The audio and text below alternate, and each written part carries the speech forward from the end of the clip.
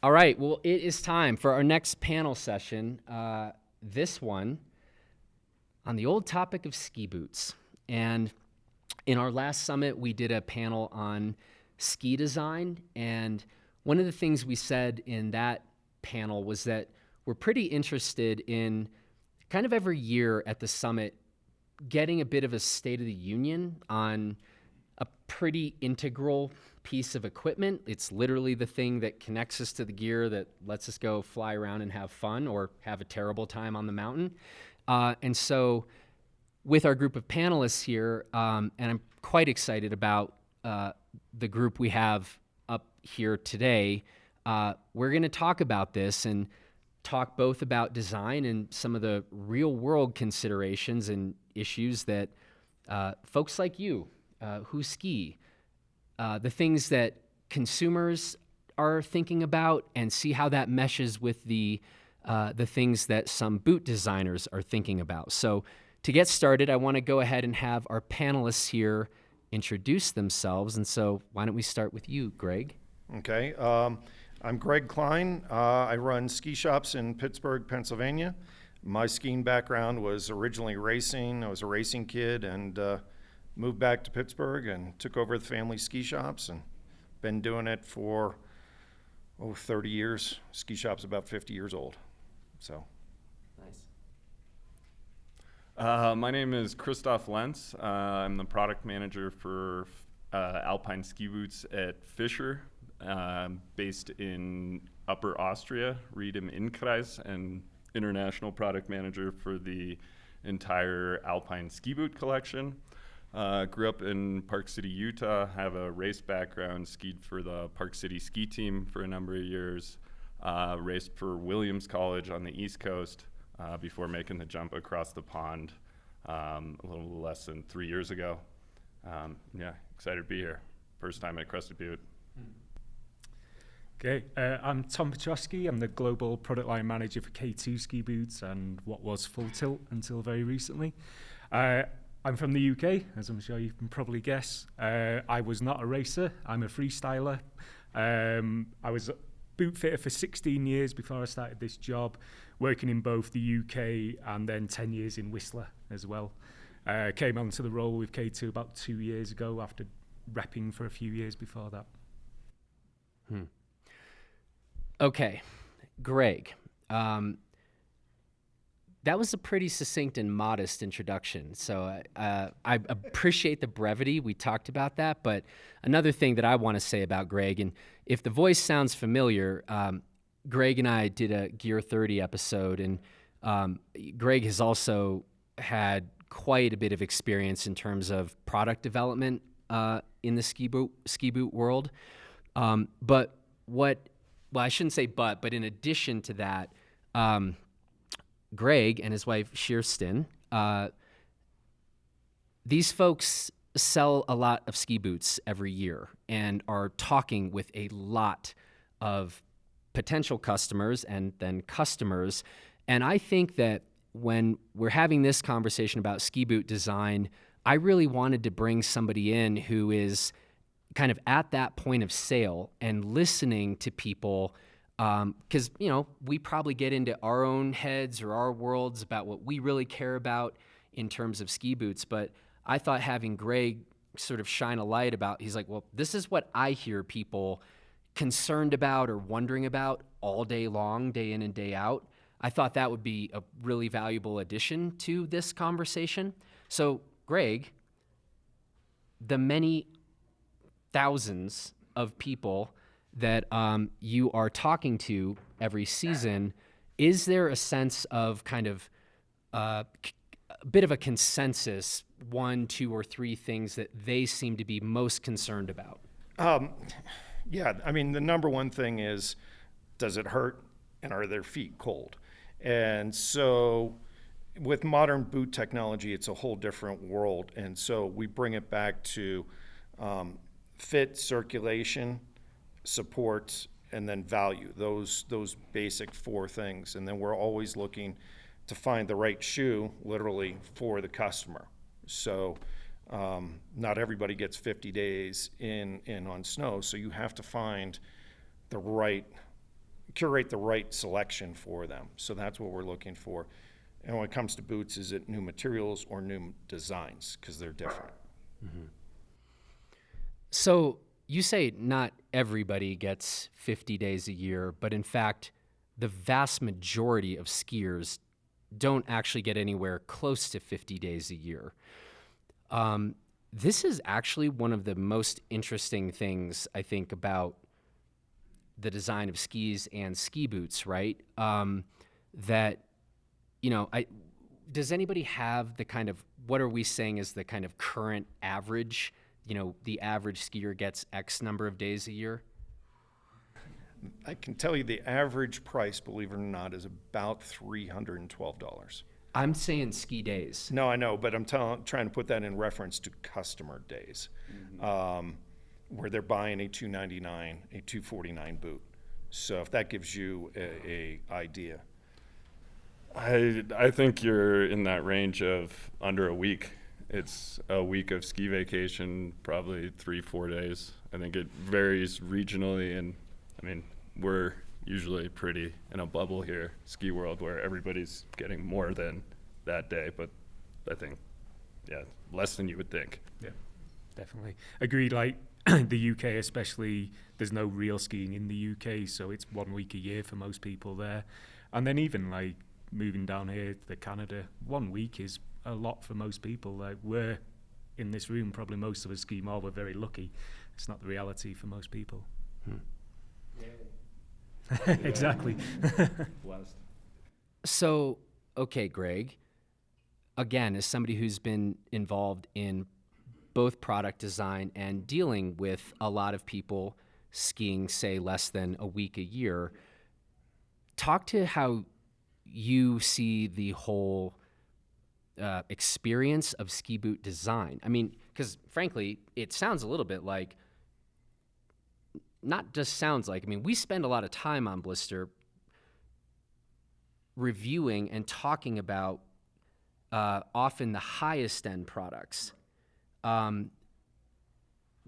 So from your perspective first, and then we'll push this to Christoph and Tom, is there a disconnect here between even the product development projects that you've been involved with and then the actual people that you're talking to in your shop? Yeah, absolutely, because the highest end products, the highest end boots, the 130 carbons and everything, that's what's prototyped, and that's usually what the testers are on, and then you disseminate that technology through the years down in the shell lines. So, if you're selling a $300, $400 boot, that shell and liner technology is more and more is taken out of it. So the bulk of your market, the high-end skiers, the 130s, their product has never been better. I mean, it is spot on. I mean, it's hitting a customer. It's as it filters down that you're looking for which technology and what liner is getting into that boot. And I don't know, you guys, it's the liner. It's always the liner. For sure. Well, what do you mean, before we pass off, it's always the liner? So a boot shell mold is in a 130 or it can be blown in a 90 flex, right? And you can used to have plastic buckles. Well, now everything is micro metal, micro adjustable buckles. So that value is not there. There's no difference in the product there. The liners change dramatically from the 130 to the 120 to the 100 to the 90s. So how that's brought down in product lines and what can be affordable there, that's the biggest difference in ski boots as for the market. And that's what we curate. We're looking for the value where it's dropping down. Christoph, agree with this, or what's your take on what Greg's just said? I agree completely. I think I have 2 points that kind of touch off what he said. I think the first being the ski boot is the most intimate piece of your gear, and it's the part that you're actually touching. If that's not right, that's your control to your binding ski combination, and it's also the contact point to your body where pain happens. So going to the second point with the average consumer getting not many ski days a year and having a budget of $300, how do you maximize that experience? The liner, as Greg touches on, is, and I don't know if it's common knowledge, but is the most expensive part of the ski boot. The shells themselves, once the mold exists, the cost per piece is relatively marginal to make that one injected plastic piece. But the liner itself has the most amount of labor as well, the most different numbers of materials, and that's exactly where you get a lot of costs. On one side, from the industry perspective, we need to balance the technologies we have with the price points that are demanded. And a skier who has a budget of $300, I would love to give him the top liner that will make the ski experience better.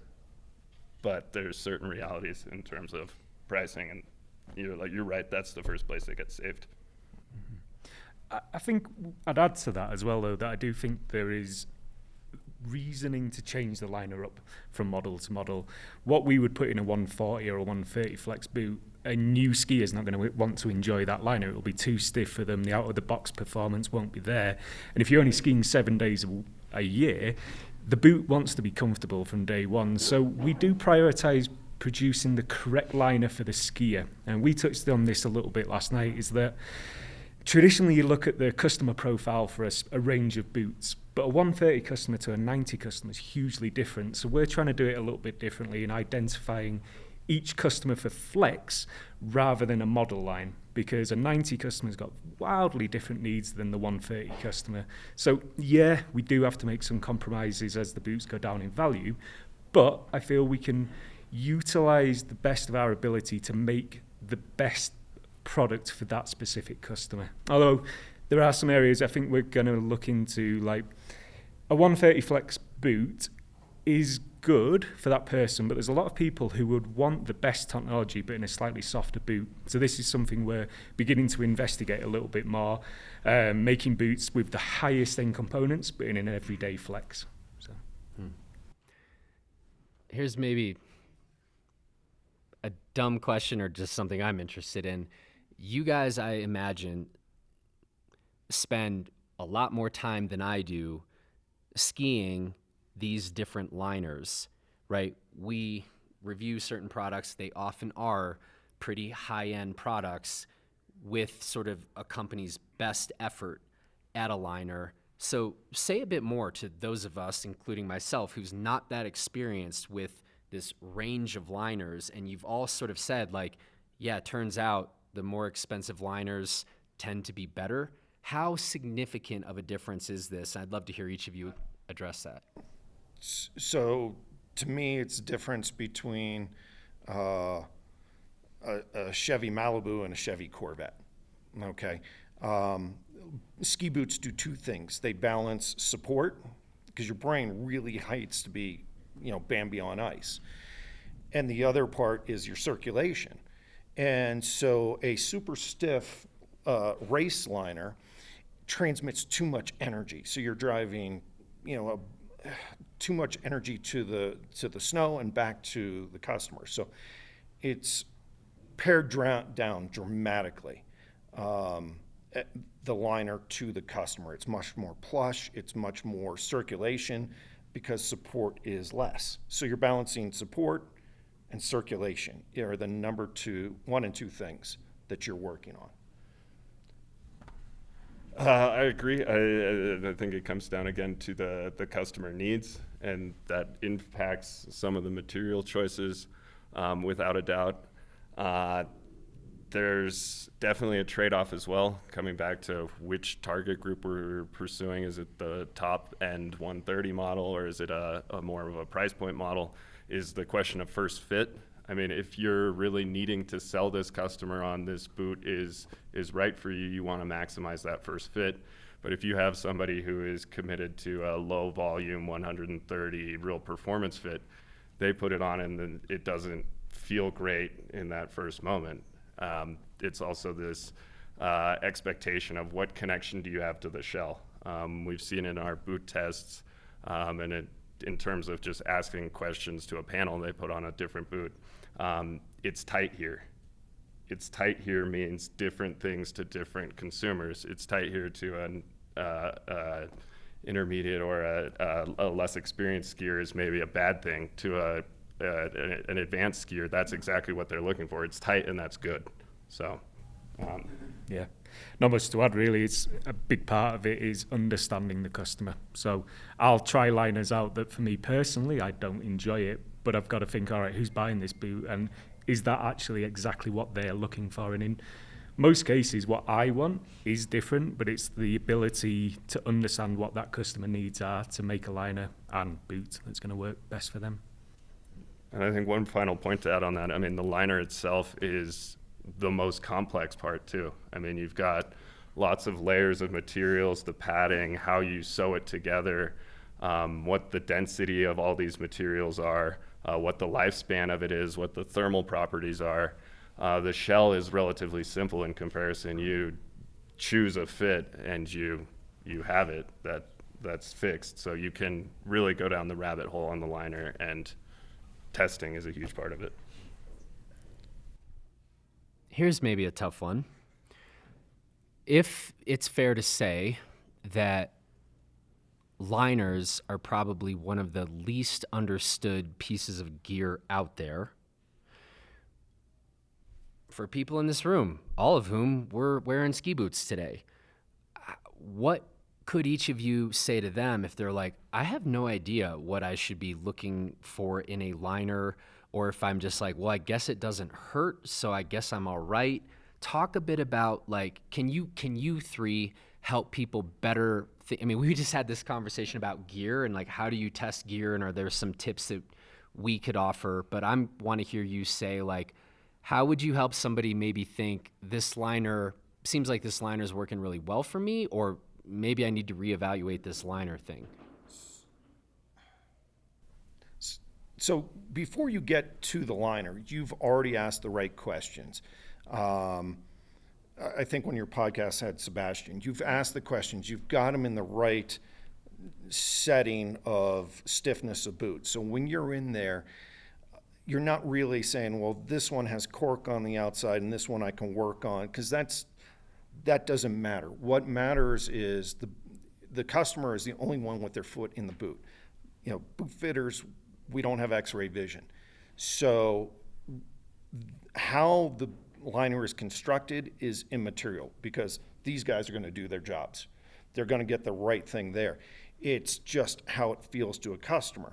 And the only thing that I go from that point is this a liner or a boot shell? Now, the boot shells are moldable.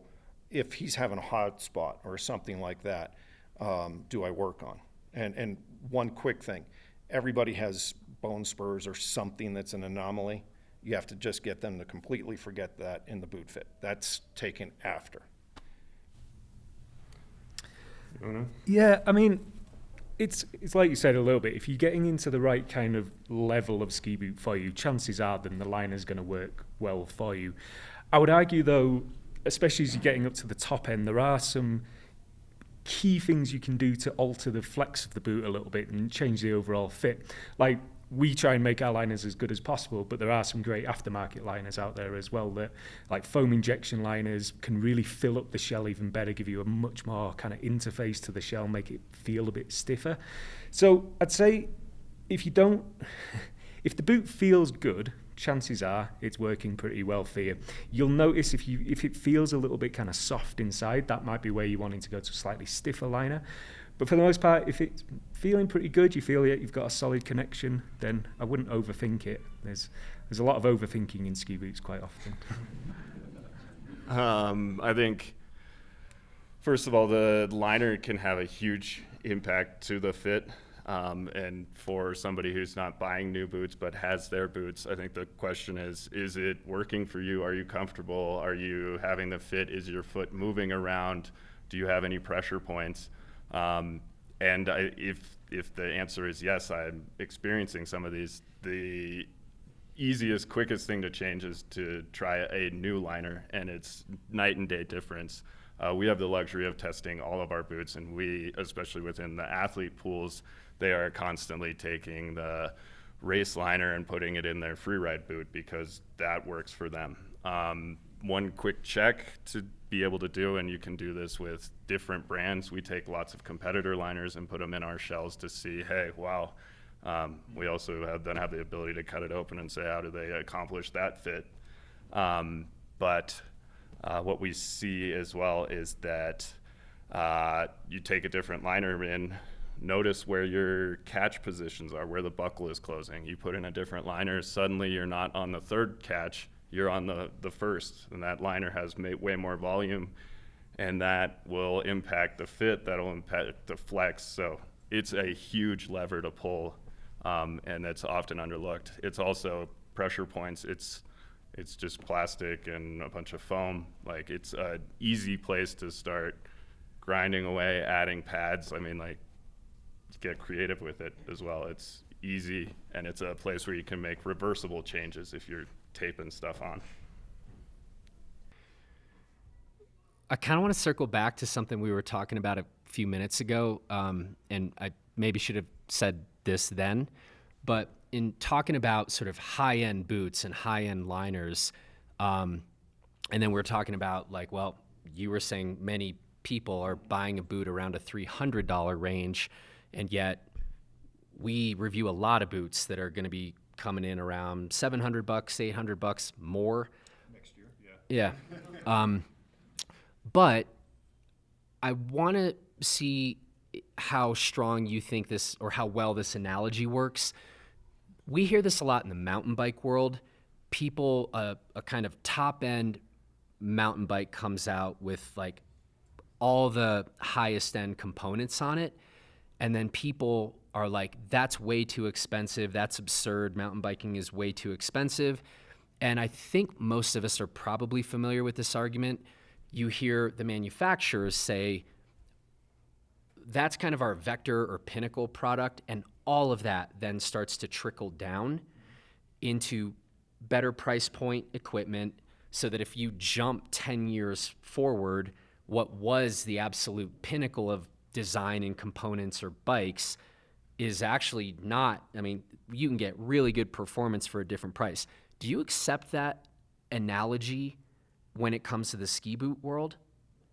Like, fully accept, or tell me about where it breaks down a little bit. I think we're certainly a little bit different in, we don't do a race brand, so we've never had that high-end race level boot. So when we are developing a new all-mountain boot, for example, the technology in that will be filtered down to all the other levels as well. So we don't really have that, you'll have the best level, and eventually 2 to 3 years down the road it will get there, because we build all-mountain boots for e-ride boots.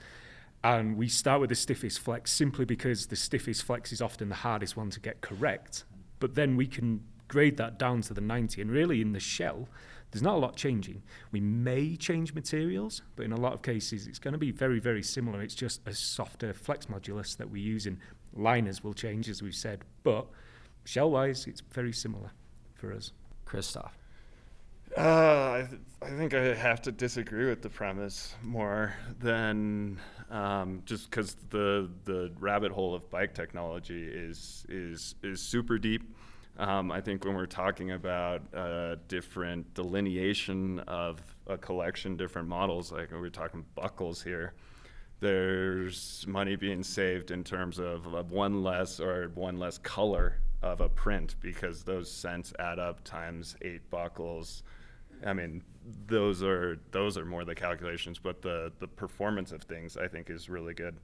Yeah, I think the general philosophy, and Fischer is no different, is we focus on the top of the pyramid, as we like to say, the most passionate, hardcore athletes, and develop the technologies that work for them, and then bring it down. Again, we have to balance. I can't offer you a lineup with only $7.99 boots. It's just, the reality is somewhere the economics have to make sense too. I'm going to go a little bit against you here, just because, and it's not in the product, it's in the designing of the product. So when I came into the business, there were still Italians sculpting it with clay, and they had pressure points.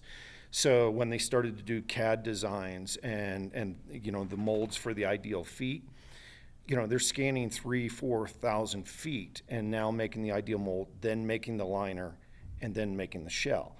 That technology is what's come down. So the molding process, now you don't see it necessarily in the liner because you don't want a stiff liner in a bucket of loved boot, right? But the manufacturing process, it's color TV against black and white TV. It is, and it comes down, and if you ever get a chance, get online and look at a ski boot manufacturer, how they make it. You'll get little clips. It's amazing. So just to clarify, you're saying you like the trickle down analogy from the world of, say, mountain bikes, more directed though at the kind of the history of or evolution of manufacturing. Right. So if they're prototyping a new race boot, right, and the money goes towards that, almost like Formula One goes to that, and that program eventually gets enhanced, and now we have to do the 104 last boot, and the technologies that they're using in the office get pushed through. Mm-hmm. I mean, that's what I've seen. It's definitely the case. I think the bike analogy is multifaceted, and I'm hung up on the component side of it because, I mean, if you look at bikes, the top bikes are lighter, and we've already talked about, I mean, the weight topic, that the best skiing boots are not necessarily lighter than the next, especially speaking in the alpine category. Yeah. It's not a benefit to have your top pro model be lighter than everything else. Sorry, it's not a benefit to have your top pro model be heavier. To be lighter. I'm sorry, in the bike world. In the bike world, you want the top model to be the lightest possible. And when I look at our collection and the direction we see, the top boot for the core scene doesn't need to be lighter. It actually needs to be heavier because those people are hammering on it. And for the 110 and 120 flex, that's maybe a more everyday consumer, they see the benefits of the lighter weight. Yeah, agree completely. Our heaviest boots are the stiffest flex boots because those are the guys pushing the boot the hardest, and they won't care about a little bit of extra weight, whereas your average kind of 7-day-a-year skier will really notice a lightweight boot. It's less effort. Every single turn is less effort, and when you're not doing it all the time, anything to make that skiing experience easier is going to make it better, basically. So yeah, our heaviest boots are definitely the highest end ones, and then they'll get lighter as we go down. Crystal ball time. 5 years from now, will we see a greater percentage of ski boots being sold? Will they have a greater percentage of ski boots being sold? Will they have walk modes on them? More boots with walk modes in 5 years than we see now? Tom is vehemently shaking his head no. It'll be the same. It will. All markets are slowly growing, but the biggest markets by far still is the all-mountain performance and all-mountain comfort boots. The free-ride boot scene is good, but I don't see it's ever going to shift that much. The average consumer doesn't really need a walk mode. Grip walk soles have helped a lot, and it makes the boots easier to walk in. You could argue in the comfort, the après mode, where you can make it a little bit easier, but I don't see there'll be a seismic shift that will change. I think we're at about the level that will continue. Christoph? It's a very relevant topic, and it's something I've spent a lot of time thinking about. I would say the simple answer to the question is we're going to see less ski walk boots, and that would be my hope if I have my way. To back that up a little bit, I think in the pure touring category, we have a lot of lightweight, really walkable boots that are excellent for climbing with full rubber soles, and they're skiing better and better. And I continue that trend to keep progressing, that you're getting lightweight boots that are really meant for touring that are going to ski better. And I think my opinion is that as soon as you have this ski walk cuff and you have this 50-50 boot, and I saw a lot of them up there today, I think it speaks to Crest Computer as well, but it's a compromise, and it's really a compromise in the wrong direction. I think you get a good motion out of an open cuff that's sufficient for walking, and the open design of a cuff in the back to allow for a walk boot. You inherently have to leave a gap open in the back to give you this range of motion to the back, is a performance compromise that you cannot recover from in any way compared to a standard alpine boot where you have the rivets mounted higher up on the cuff. And I would personally take the trade-off towards the skiability versus the range of motion to the back. And range of motion to the back, to continue my monologue here, is important for driving the car and walking really flat. But as soon as it's steep, the necessary motion is to the front. Okay, but just to clarify, we now know what you like and don't like. Let's say you have to bet 10 grand of your own money today that the percentage of boots being sold in 5 years, we see an increase in percentage of boots being sold with walk modes versus a decrease. I would say about the same, honestly. You're saying same. You're hoping for. Do we count touring boots in this? Because the touring boot segment is exploding, and those are all, by definition, with a walk mode. If we're talking the Alpine and 50/50 segment, my wager would be on there's going to be a reduction in the number of 50/50 boots and an increase in Alpine boots. Okay, this is on video. He's got 10 grand on the line. We'll all come back in 5 years. Can I blow up everybody? You do whatever you want. Set them straight. I mean, Okay. you're the deciding factor. You're gonna. Well, Yeah. I can't buy what you don't make, so it's not really. It's kind of you gotta cheating. buy it before we make it, though. So, the touring and the performance boots, I absolutely agree. I mean, touring's gonna get bigger depending on COVID and what happens. The real walk ski mode is the question you're asking. Walk ski mode is not for performance. It's for ease of entry. It's for the $299 and down, getting from your car to the lift. We used to sell a lot of rear entry boots early on in the ski business, and this little thing came along from Lang, the mid boot, and it disseminated or destroyed rear entry boots in about 3 years. And so these wonderful walk ski boots that you see, if you have tech inserts, that's not going to happen. But if you're talking about just ease of entry, I want to be able to get into the boot easier. I want to enjoy the mountain more. I think that's a category that's coming that nobody has seen yet. And all the technology in the walk ski feature, I'm going to suggest you're going to see that at lower price points, but not with tech inserts. Is that? Yeah. Sorry to blow it up. In all the other categories, you guys are dead on. I like fights personally, so okay, price point Alpine boots with walk modes is Greg's prediction, and he has 10 grand on it, and we'll still have the video. 5 years was the time, right? Yeah, 5. Well, Yeah. it's no fair. They're not going to make the boots. So Well, he's in a good position. Just quickly on that, I mean, do you find this convincing, Tom? I do agree, totally. And Wait a minute, that was an easy. I do agree, but I also, the caveat would be that I don't know if you'll necessarily see it grow. I believe there's going to be other things coming that will negate that, quite honestly. What stands out to me is, and I totally agree, that convenience features, which is what the ski walk mode is, and I think internally often the après ski mode is for, the person who buys that boot is, I don't have stats, but it's not being used to go uphill most of the time. It's being used to walk up and down the stairs easier.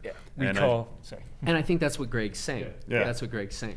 We call ours internally Merlot mode, because it's for the wine at the end of the day when you're standing at the bar. And it is a good thing to do. One slight issue with this is it's more moving parts on a price point boot, and it can be a little, like we do it in the BFCs, which are a comfort boot, but we do it actually on the stiffer version, so the 120 and the 110. The lower models, we don't have the walk mode in yet because it's a price point feature. Yet. And I think that Greg has the upper hand in this wager simply because the price point mass market boots, the quantities far greatly exceed the quantities of these top tier 130 top price point boots. We make way more of the lower ones. So if we're talking percentage wise, Which we are.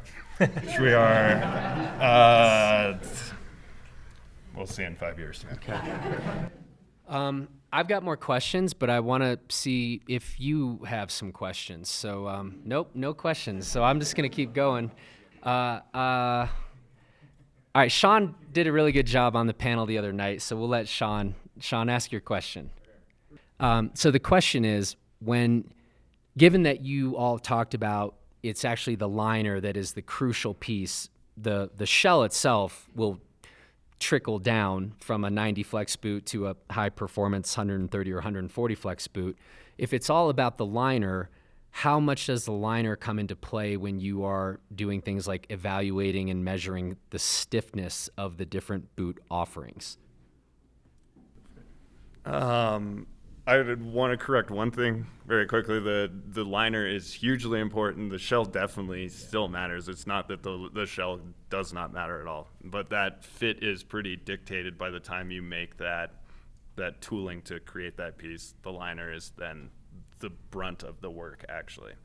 In terms of flex testing, it is a rather subjective thing.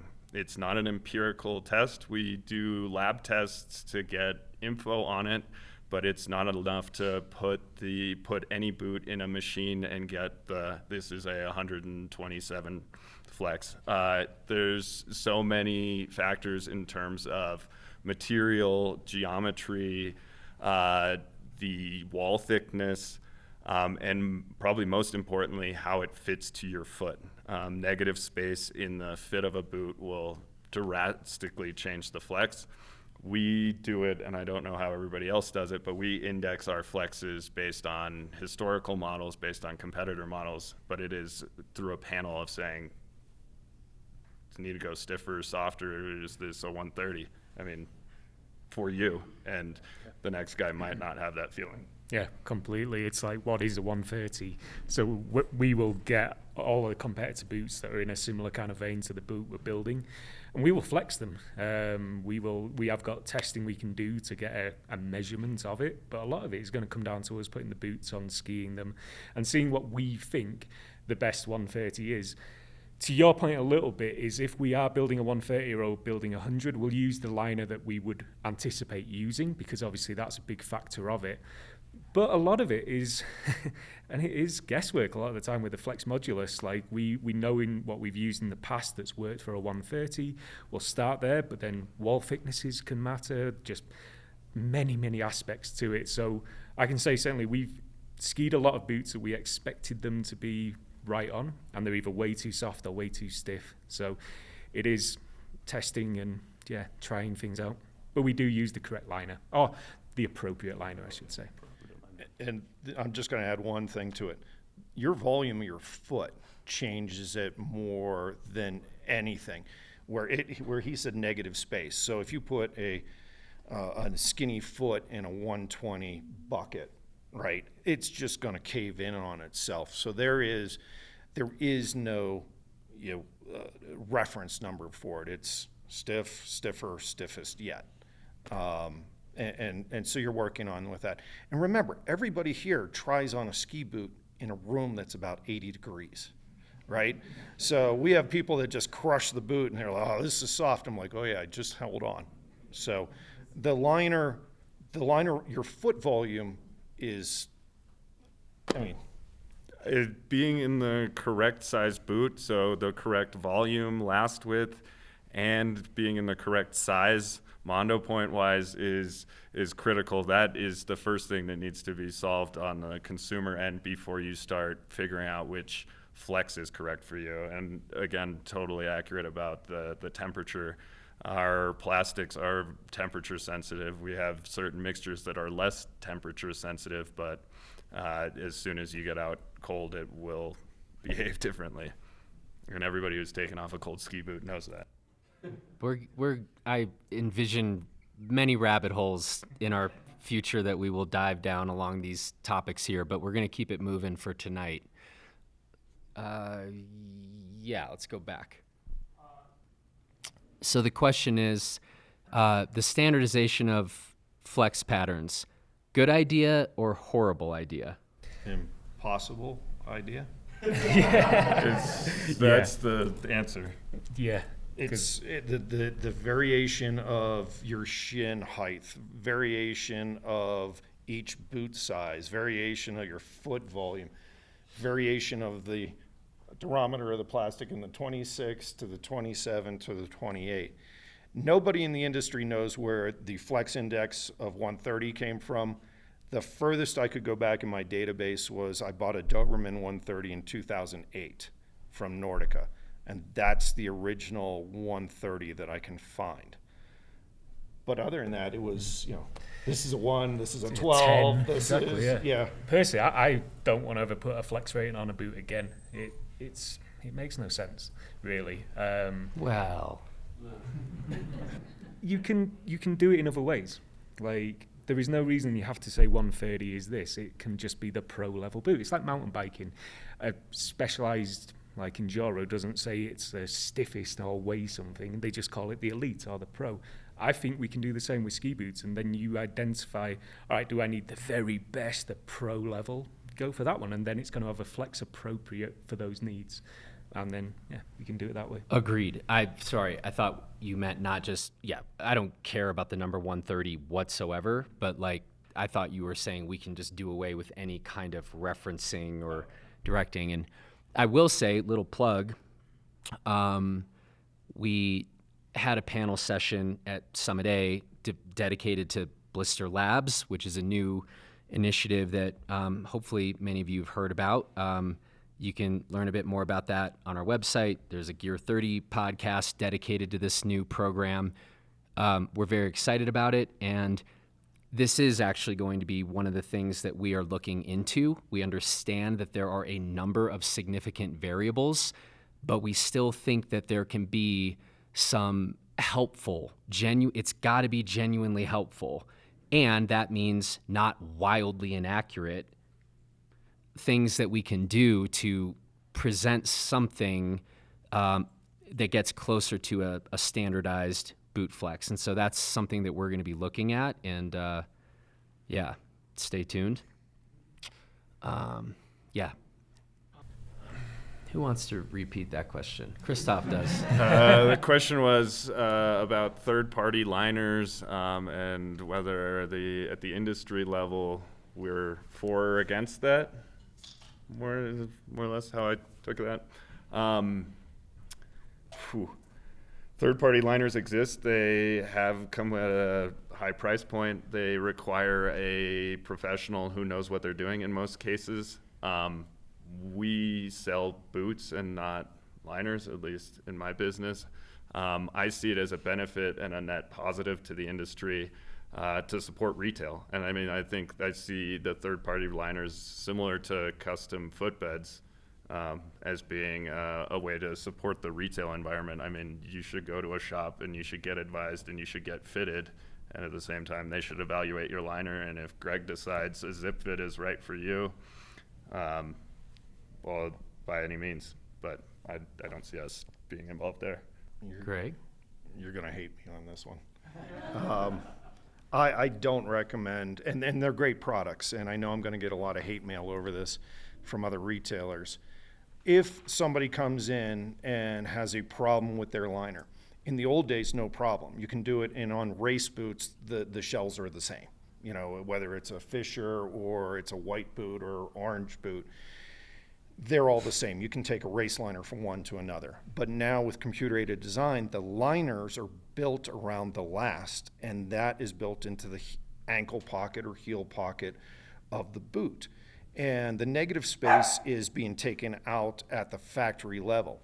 So when we get hey, I need a new liner, usually, and the shell hasn't started to disintegrate, i.e. the buckles aren't loose, you're not starting to die. My question is, what's the fit problem? Because then maybe you're in the wrong boot. It's the shell is the support structure. The foam is, the liner is supporting that. And so they work in concert. Zip fit, foam liners, I do those. But I find more often than not, you keep on chasing a rabbit down the hole, and the hole keeps on getting deeper. Sorry. I don't think you need to apologize for that. I think if you're happy with your boot, there's no need for it. I think my counter to that is the liner is the first part of your boot that usually wears out and breaks. It gets the most movement depending on how you're getting in and out of your boot. If you're taking the liner with you, it's going to wear out quicker than the shell will or the buckles will. And if you're at that point of my stock liner, which we made our best effort to, and we do design it per shell, per flex point, as has been pointed out, that it has a certain life, and that life is in almost all cases shorter than the life of the shell. So really good point, I think Greg makes about these things are designed together. What are you doing putting an aftermarket liner into that thing? And yet that's something that we're pretty interested in. And when we talk about, the question of sustainability or whatever, when people are like, oh, I need a new ski boot, it's like, to what Christoph just said, your shell often is probably just fine.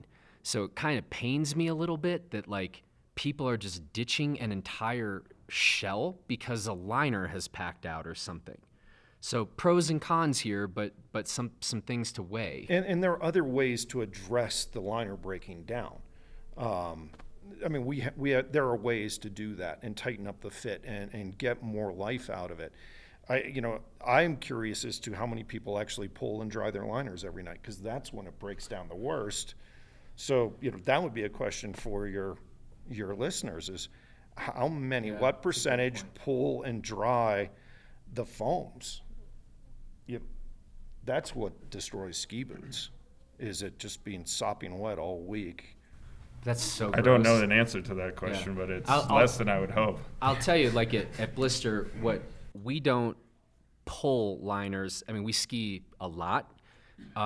We don't pull liners every night, but we do put them on a blowing, drying rack every single time, every boot. Nobody at Blister is just taking off their boot after a hard day of skiing and just leaving it on the floor till the next day. Do you buckle your boots at night, or do you leave your buckles open overnight? That's a contentious. I used to be. We're not going down that hole. I'm sorry, I'm not supposed to be asking the questions. You just answer. The question was, I think, is there a better way that we could be selling ski boots? We'll go with that shorter version. Okay. So ski boots are honestly the easiest thing in a ski shop to sell. It takes time, but you're having a conversation with the customer and you say, do you feel that? And they go, oh yeah, I feel that. With a ski, it's like, oh, this ski really hooks up. Well, it's a matter of belief. But if I have you in so you're in a partnership in a ski boot fit. If your partnership's not working out, sometimes it's because you want something. I've seen a lot of people in race boots here, plug boots here today, and I can tell you, statistically, a lot of you shouldn't be in there with your foot width, right? But we have to work that out. You want the performance, then I need to make adjustments.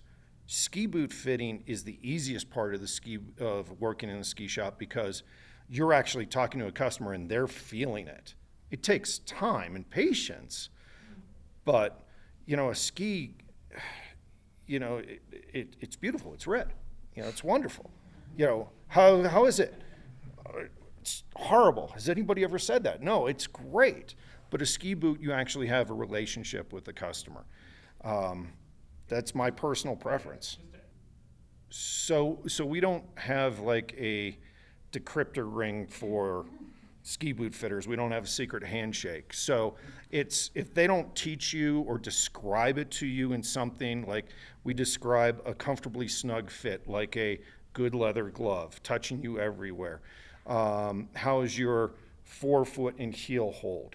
If you don't understand that, it's on them, and they will explain it to you. So it's not and the 16-year-olds in our store pull the liner out of the shell, and we'll go through that with you. Honestly, it's the best part of a ski shop. Is the boot fitting, is the interaction, because you know, if your feet hurt, how's your day?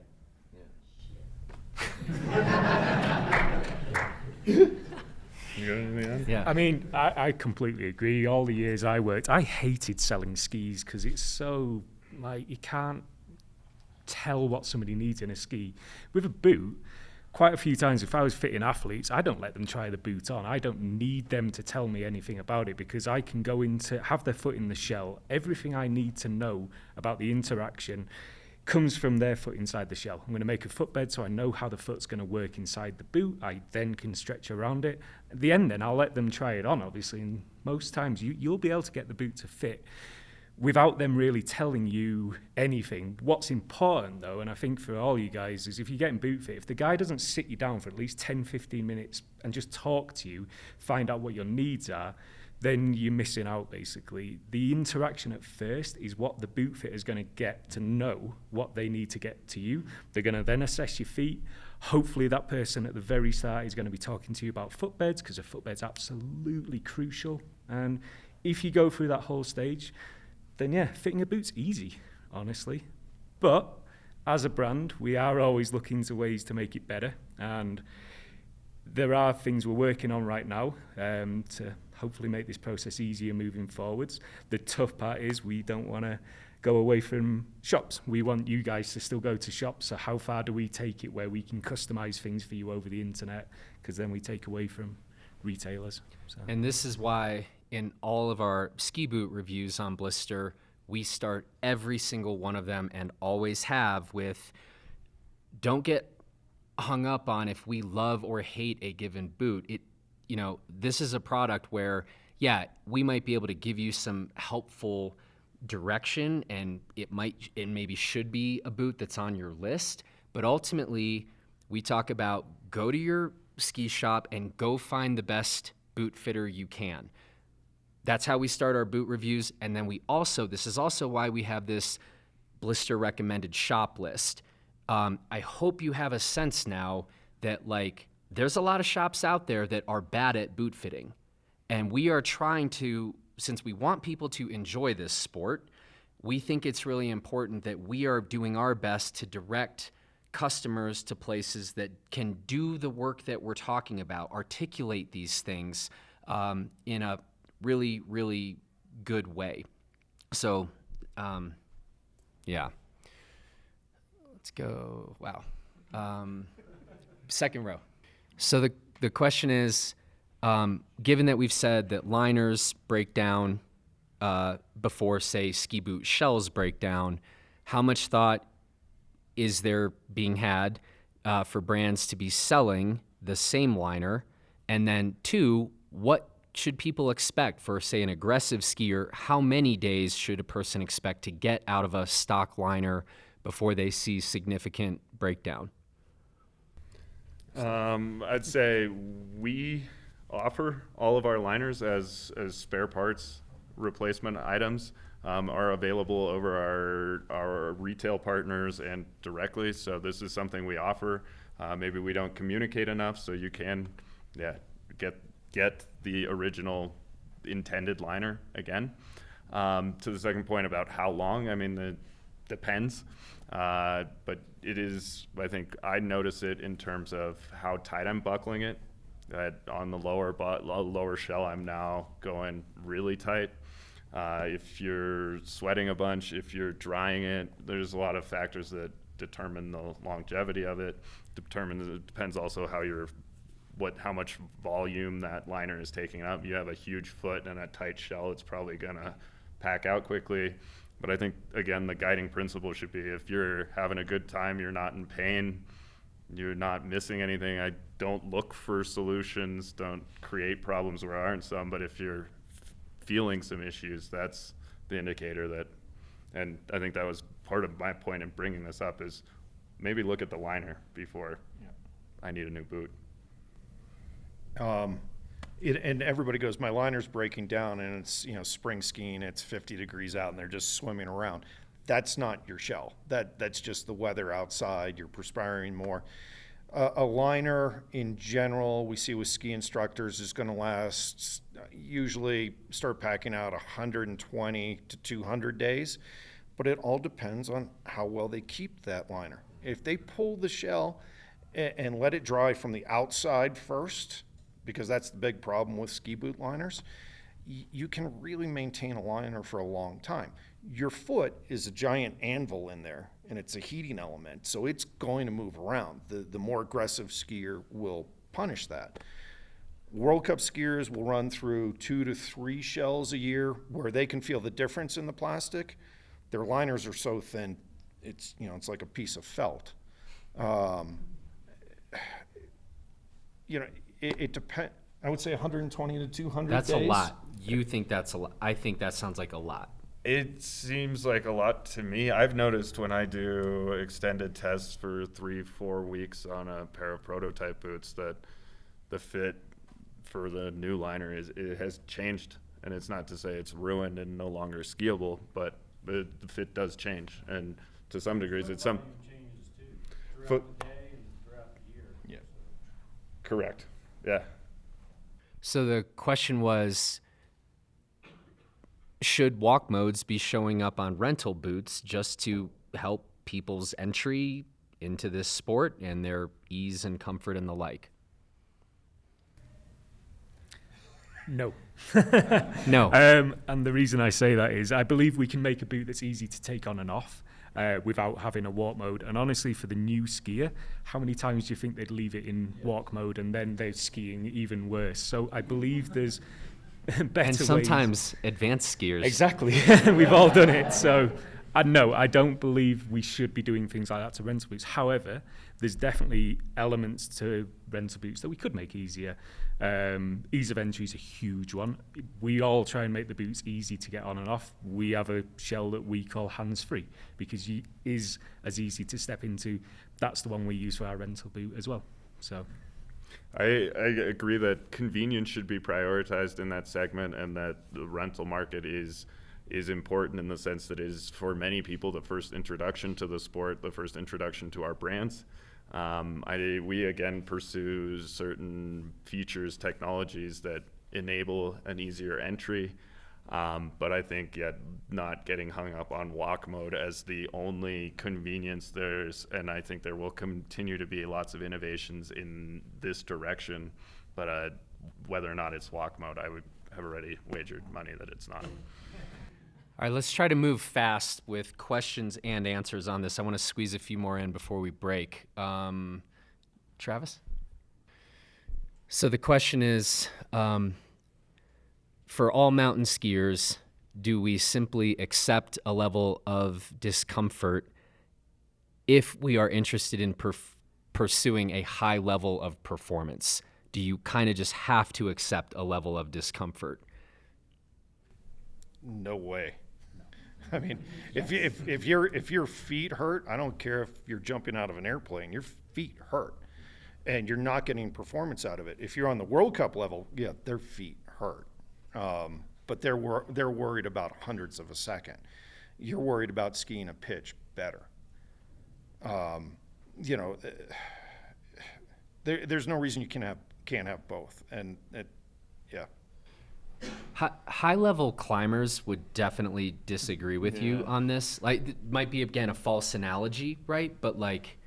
I think it's a good analogy, and I tend to disagree. It depends on what segment of performance we're talking about. I mean, it comes down to kind of what your expectations are and where you're coming from as a skier, as an individual.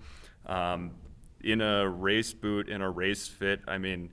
You want to have contact with every part of the shell. You want every minor motion you make with your foot to be directly translated in, and that means your foot is touching against the shell. Should it hurt? Absolutely not. You should not accept pain and discomfort, broadly speaking, but for somebody who has the expectations of a comfortable boot, I mean, it can still be comfortable if your foot is touching the shell, but it's, again, expectations. So, Steven. So question is, if you have a boot you really like, but let's say you go out on a 3 or 4 hour tour and develop a single hot spot, is that likely to be an issue with the shell or an issue with the liner?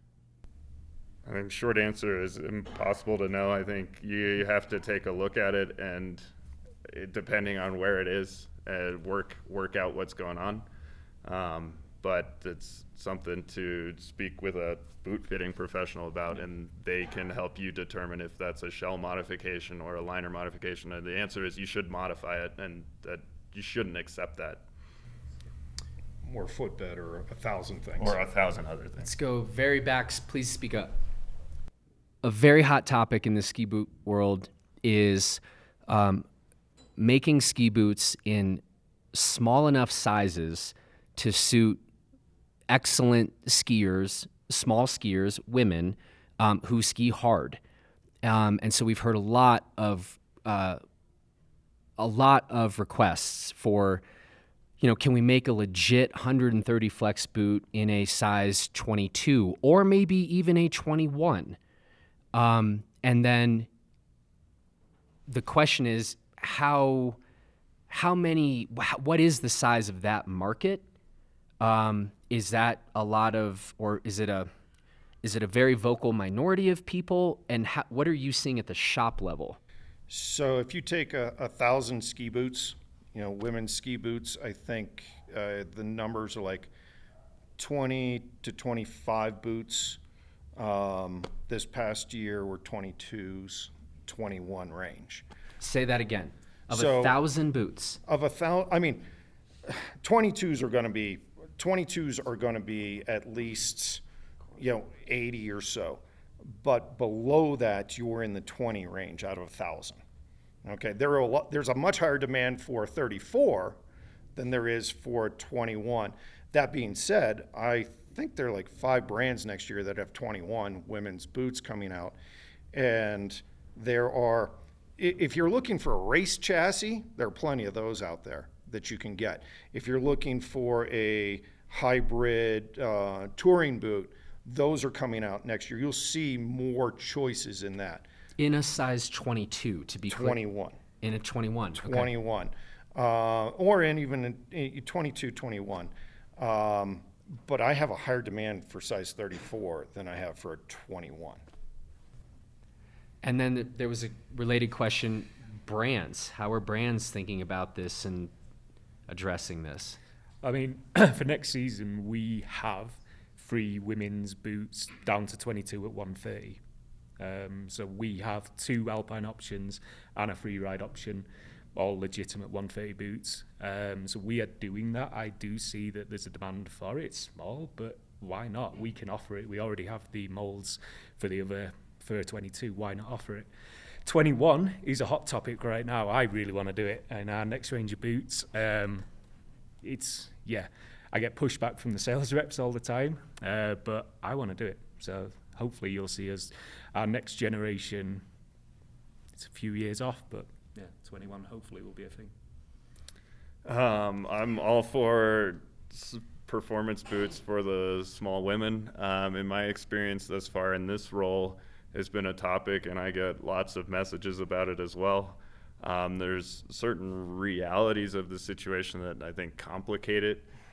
We've offered our 130 walk bone boots in size 21.5 and have gotten very little demand from the sales reps, globally speaking, under, 50 pairs, and actually well below that. Yeah. Which then doesn't make sense to produce that model. You're going to take a huge hit. It's just, there is no demand. I think my take on the situation is, I think people have reacted to the internet outcry. I think there's going to be a lot of those boots coming now.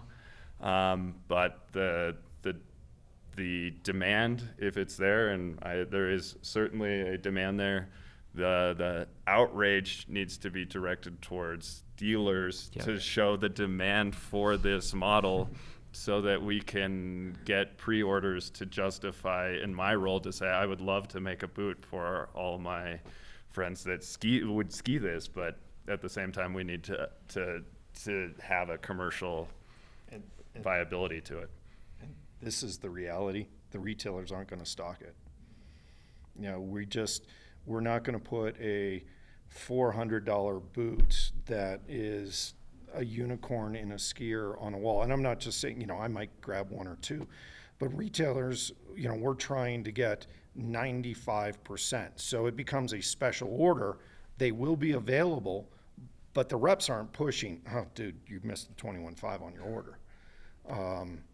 So it becomes, what part of the train's pulling? And the product is there. It is coming. You just don't expect to go into a shop and go, oh, where's your 21.5? Where you go into a shop and you say, do you have a 34? And there's at least one in the corner somewhere. Push, I don't know how. Tom's boot. Hurry up, Tom. Make your 21.5. Yeah. I think it's going to be a very interesting segment to watch for the next couple of years. I think there's a reaction coming, and I hope there's as many strong skiers that this market is as big, and it's kind of the unobserved. We haven't offered it historically, and it's a question mark in the meetings to say how many really is it. So I think we'll see. And developing new markets as well. Totally. You look at where the Olympics just were, and there's definitely demand there for smaller products. Yep. Great point, actually. Yeah, great point. Let's go two more.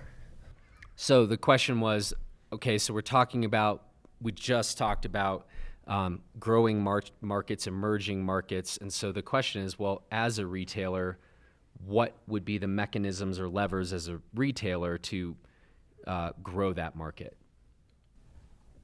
Have more people with smaller feet is the only way to get there. If there are 50 people coming in my store and saying, I need a 21.5, that's it. The way to cheat and do it is you have a lot of young, tweener, aggressive skiers, and you do a multi boot. It's not just geared towards women, it's geared towards tweeners, young, aggressive free riders. That way you get more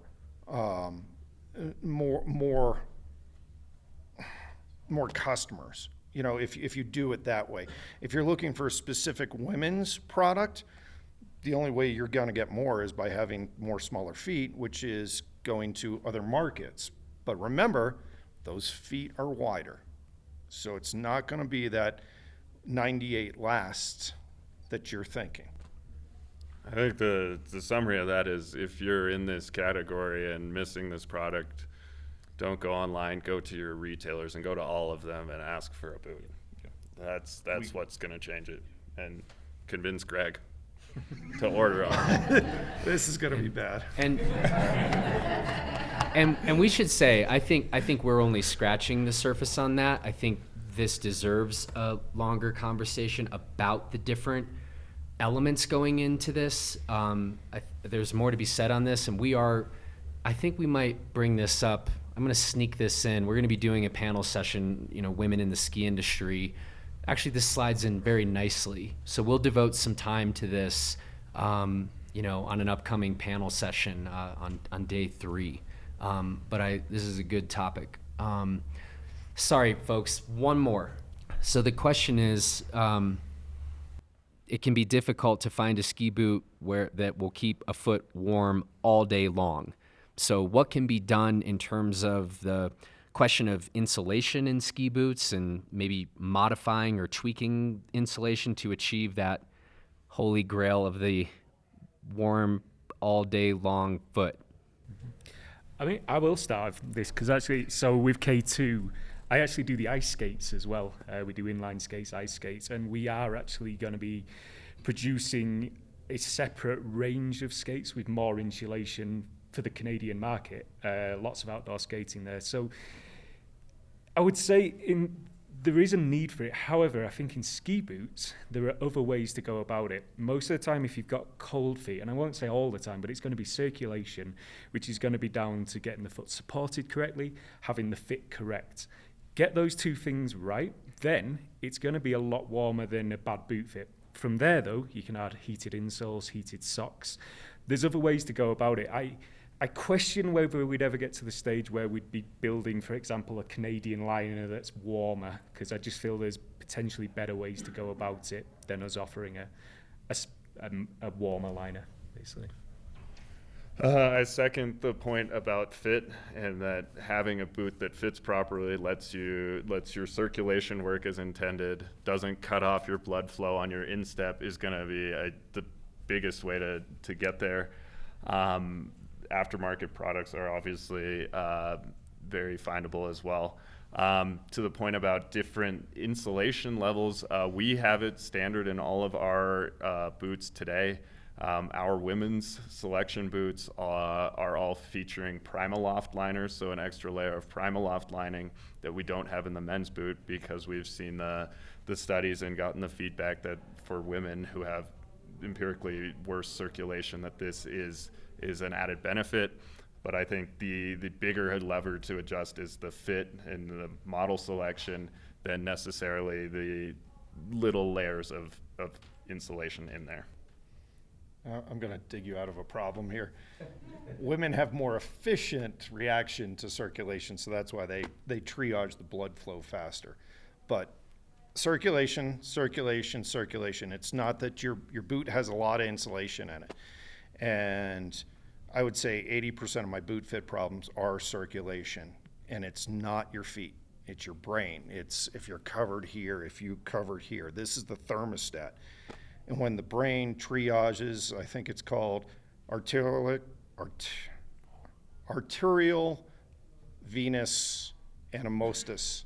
It's when you fall through your ice, your brain triages it, your blood flow, furthest from the heart and brain.